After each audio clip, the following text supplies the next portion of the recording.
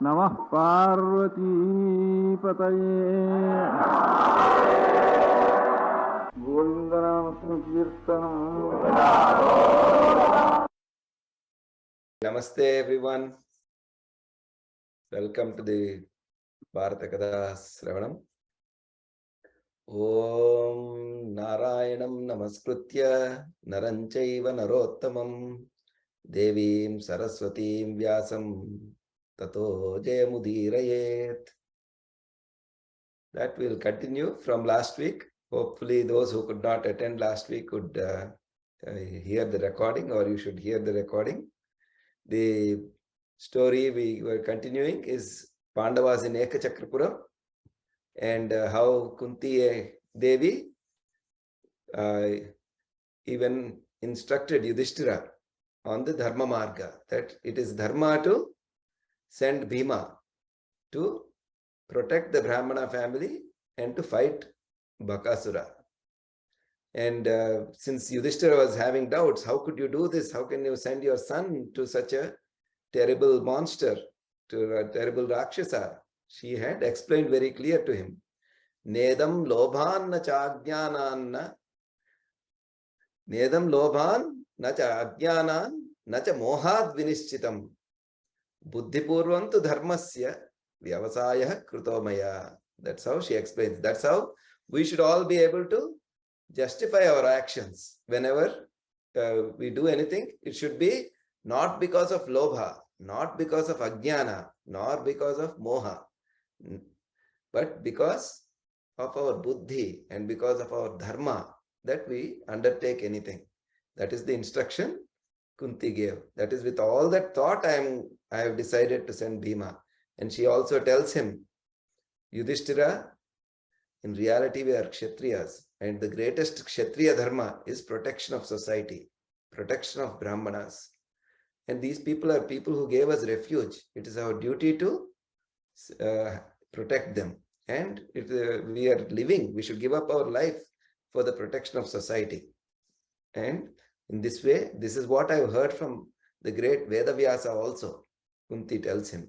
So with hearing all this, Yudhishthira becomes, his respect for his mother increases 100-fold. He realizes how full of mercy and kindness she is, and also how established in dharma she is. And bowing to his mother, and happily he gives permission to Bhima to go in the place of the Brahmana to Bakasura. Then Bhima finally is now given this mission. So he turns, then he goes to the Brahmanas. He says, okay, I will go in your place, don't worry, to his host. And he says, but first, if I have to go on this mission, I am very, very hungry. First, you have to give me a lot of food so that I go with strength, so that I even with my strength and with my power, I can fight that Rakshasa. Then they bring so much food for him. They cook lots of delicious food, so many varieties, all kinds of rice items, and with pots of ghee, they prepare food. They get pots and pots of curds and all these things. So they give him a wonderful bhojana. So he eats happily, feels very strong, and says, now I am ready. Give me that cart. So another cart full of food, because to be sent to Bakasura, they gave him, and he gets into that, and he goes towards the Bakasthana. He knows the directions. He goes there alone. And finally, after traveling a long way, he reaches the Bakasthana, where the Bakasura lives. And as he approaches that place, it is full of foul smell, because so many people he has killed, so many dead bodies, so many bison, all of that, right? So it was smelling very bad. He doesn't want to go in there. So he says, no, let me not go there. And he turns his cart away towards the Yamuna river and parks the cart near the Yamuna river and shouts out, hey, Bakasura, I am here. You come here. But Bakasura doesn't hear him because he is far away, and Bakasura is probably fast asleep. So Bhima is waiting for him. And he says, why should I waste time here? So he goes, washes his feet in the Yamuna river, and just sits on the cart, does our portion. He does his prayer, and starts having the food in the cart. Why waste time? So much food is in the cart. So he starts eating. Finally, Bakasura is awake and he is not seeing anybody. Nobody has come. The appointed time is well past. He is feeling very hungry. He's very angry. He looks here and there, and finally he sees that in the distance, he sees a man with his back towards him, sitting in the cart and eating food. So, he becomes extremely angry and he starts screaming, shouting, and comes running towards the cart. Bhima doesn't even turn around. He is with a smile on his face, he's just eating. And Bakasura comes and hits him with his fist on the back. Bhima doesn't even budge, he's continuing eating. So both his hands, Bakasura hits him, still Bhima doesn't budge. So then Bakasura realizes some very strong guy has come. He's very, very angry. He runs away. He uproots a tree and comes running towards Bhima. By then, Bhima has finished eating. He gets up and with one hand, he is able to take that, receive that tree that Bakasura throws on him and just throws it away and so on. So, and then both of them start fighting with each other. A terrible fight ensues between them, and as you would imagine, Bhima with his tremendous strength ends the life of Bakasura in that terrible fight. And then there's a huge cry that emanates from the throat of Bakasura as he's pounded by Bhima, and as the death cry of Bakasura is so terrible, and hearing that, all his family and that other Rakshasas, friends and family, other Rakshasas come running from their surrounding areas, and then, but they see this terrible Ugra Rupa of Bhima who has sent Bakasura to Yamaloka, and he turns towards them angrily and says, "Do you dare come and fight with me now? You want to get the same plight that has befallen the Bakasura?"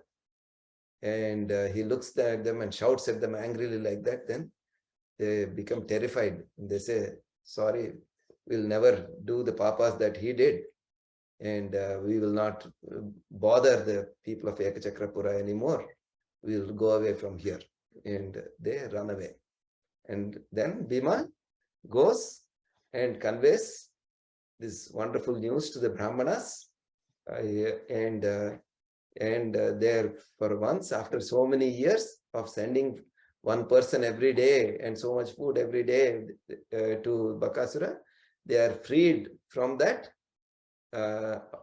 terrible obligation. And Bhima goes and informs this to Kunti and Yudhishthira, and with all of them are now happy, and they continue living peacefully in Ekachakrapura. So that's the wonderful story of the period when these Pandavas are in the guise of brahmacharis and living as in the form of Brahmana brahmacharis in Ekachakrapura. So how does this whole episode come to a conclusion? How do they move on from here? We'll introduce that part briefly today, and we'll continue next week.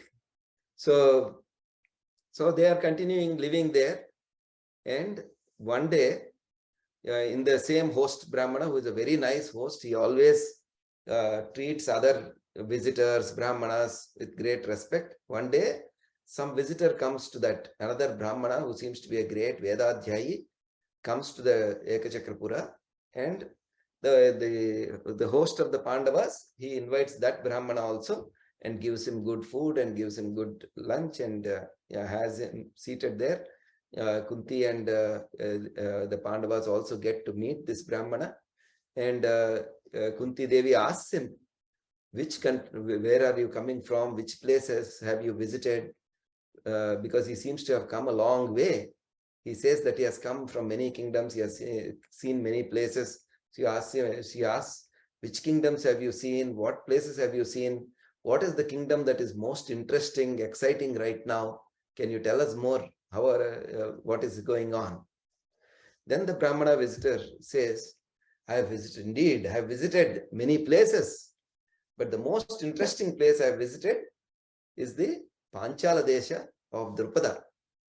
There, it is so nice and it's so wonderful, and that's something very unique going on there, because he's a great king, but he also has an amazing daughter who was born in fire. She came out of fire, and she is amazing daughter, and not able to find the right groom for that daughter. He is preparing a very extraordinary Svayamvara for her, and that is something that is the most exciting thing that I have seen in my travels. The preparations for that Svayamvara that are going on in the Panchala Desha of Drupada. Then these people are very surprised. What? A beautiful woman born in fire? How did that happen? We have never heard of that. What is that? Can you tell us that story? Then the Brahmana says, Drupada is a great king. He was a great prince. When he was a student, he was also a student with the son of Bharadwaja, Drona. And both of them were classmates. And they were very close friends. But and he promised a lot of things to Drona. But as you all have heard this story before, right? So, and when Drona wanted some help, Drupada betrayed him and said he didn't even recognize him. And Drona was very upset. And Drona went away. Then he became a teacher to the Kurus, to the Pandava and Kaurava princess, the Kuru princess. He became the Guru. And after he finished the training of the Kuru princess, then the Kuru princess asked, what Guru Dakshina can we give you? Then Drona said, capture Drupada and bring him to my feet. Then the Kuru princess went and fought with Drupada. And all of them were defeated by that great, valiant Drupada, who is a Maharatha. And at the end, when all the princes were defeated, finally one prince among the Kurus, called Arjuna, he went and fought and defeated Drupada, tied him up, and brought him in a chariot and brought him to the feet of Dronacharya. And then Dronacharya smiled at him and said, never have such arrogance again, that you are a king and that you won't even recognize me. Don't do such things. And he left him free. But Drupada was torn by that insult he had received from Drona, and he was burning with the desire for vengeance against Drona. So he said, I have to do something to get back at Drona. Then he thought, and then he decided to perform a yajna and so he went in search for the right people who can perform that yajna.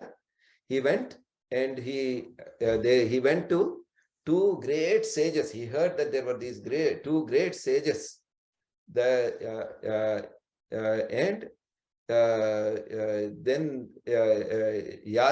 Yaja and Upayaja, Yajopayaja, brothers.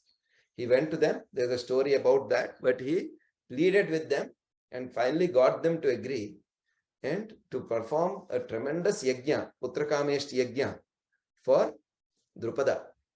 And he wanted a son who will kill Drona. And he wanted a daughter who can marry Arjuna. Those were his two desires. After having experienced that fight with Arjuna and the insult from Drona, he wanted a son like that and daughter like that.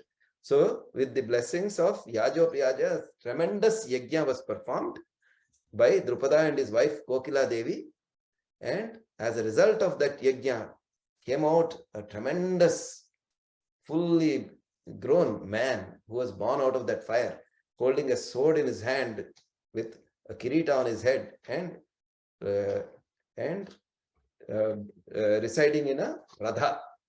So the tremendous Radha Rudha with Shastadhara, Kiritadhara Kumara was born. And then a most amazing, beautiful girl was born, a maiden was born, fully grown. whose eyes were like the petals of lotus, and she was so amazingly beautiful. Both of them were born from that fire. And Drupada and Kokila Devi named the son Drishtadyumna and the daughter as Krishna. And these were the two people born. And it is that Krishna's Svayamvara, that Krishna feminine, Krishna, right? Svayamvara. She is also called Draupadi because she is the daughter of Drupada. Draupadi means daughter of Drupada. Her name was Krishna. And he is preparing the wonderful Svayamvara for her. This story was told by this visiting Brahmana to Kunti and all these people. With that, we shall conclude our story for today with that very interesting news that they heard in Ekachakrapura. And that Om Narayanam Namaskritya Naranchaiva Narottamam Devim Saraswatim Vyasam Tato Jayamudirayet. Namaste.